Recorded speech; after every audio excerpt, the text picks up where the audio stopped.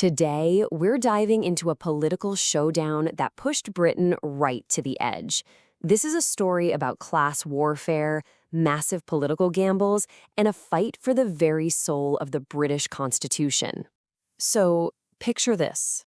It's 1909, and Britain's Chancellor, a fiery Welshman named David Lloyd George, gets up to announce his new budget. But he doesn't just propose a budget. Oh no. He basically declares war. A war, he says, not on another country, but on poverty itself. This was a hugely radical plan, meant to completely reshape society. And that, right there, is the central question of this whole affair. What happens when your crusade against poverty runs headfirst into the entrenched power of the aristocracy? Well, the answer, as they found out, was a full-blown constitutional meltdown. Okay, so to really get what's going on here, we've got to rewind a bit and look at Britain in the early 1900s. It's a nation that's really grappling with who it wants to be. You see, there was this kind of civil war of ideas happening right inside the ruling Liberal Party. On one side, you had old liberalism, which for decades had preached self-help and a hands-off government. But then you had these new liberals, guys like Lloyd George and a young Winston Churchill who had a totally different vision. For them, real freedom wasn't just being left alone. It was freedom from things like poverty and sickness. They believed the government had a moral duty to step in. And look, this wasn't just some abstract academic debate. The problem was real, and it was massive. Lloyd George put a staggering number on it. 10 million people, he said, were living without the basic necessities. In what was supposed to be the richest empire on Earth, that was a shocking moral failure that demanded action. And so, the weapon he chose for this war, it was the 1909 budget. It even got a nickname, the People's Budget. And trust me, it was designed to be a political earthquake. So where was all this money going to come from? Well, it was all about taxing the wealthiest people in the country. The budget brought in a new super tax on really high incomes. It hiked up inheritance taxes and, this was the real kicker, it introduced new taxes on the value of land.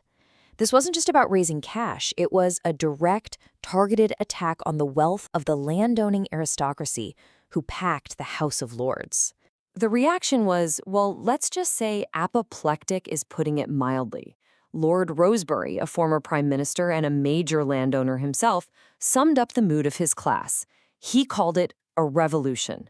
For the aristocracy, this wasn't about funding old-age pensions. It was a socialist attack on the very idea of private property, on their entire way of life. But Lloyd George, he was a genius at this stuff. He fought back with pure populist fire. Now, at the time, Britain was in this really expensive naval arms race with Germany, building these massive new battleships called dreadnoughts.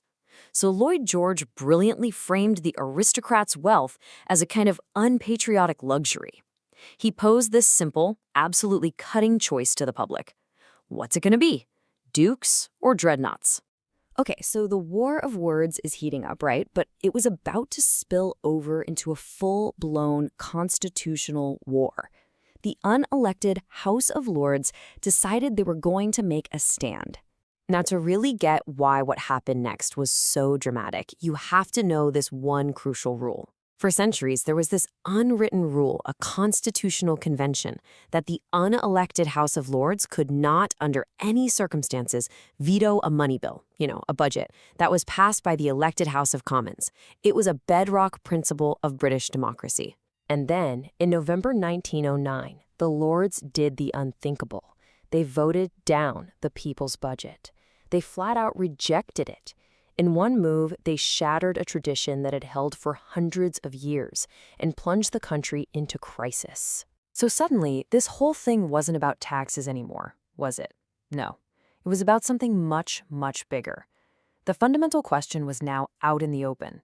Who actually runs Britain? The people we elect to the House of Commons or the hereditary aristocrats in the House of Lords? The nation was paralyzed. Think about it. The government couldn't legally collect its taxes. So the Prime Minister, Herbert Asquith, he had only one move left. He had to take the whole fight directly to the people and call a general election. And what followed in 1910 was one of the most, frankly, chaotic years in British political history.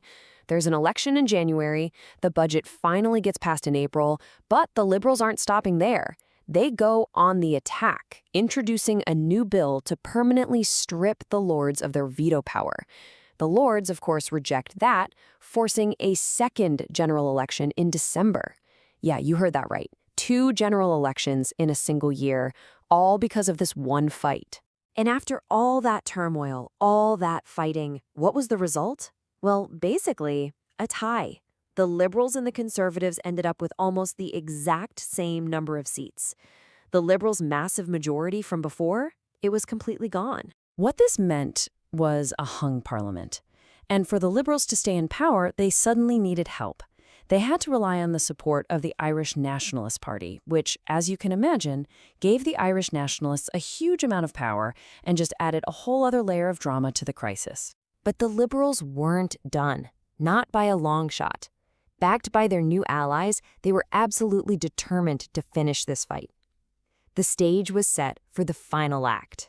So, the Liberals put the Parliament bill right back on the table. The goal? To replace the Lords' absolute veto with just a 2-year power to delay things. The Lords dug their heels in, ready to reject it all over again. It was a final, epic showdown. This is where Prime Minister Asquith pulls out his ultimate trump card. It's a political checkmate, really. He goes to the King, George V, and gets a secret promise. If the Lords reject the bill again, the King will agree to create hundreds, literally hundreds of new Liberal peers, enough to flood the House of Lords and guarantee the bill passes. Faced with this political nuclear option, the Lords finally caved. They passed the bill themselves rather than watch their chamber be destroyed from within. And the change brought about by the 1911 Parliament Act, it was absolutely massive. I mean, think about it. Before this, the Lords had an absolute veto. They could kill pretty much any bill they didn't like. After 1911, that veto was gone, replaced by just a 2-year delay. The power of the aristocratic hereditary aristocracy was broken, once and for all. So yeah, the Liberals won the war. They firmly established that the elected House of Commons was supreme. But that crisis, it opened up a question that honestly we're still grappling with today, not just in Britain, but all over the world. In a modern democracy, what is the proper role for an unelected second chamber? It's a question that was forged in the fire of this incredible constitutional showdown.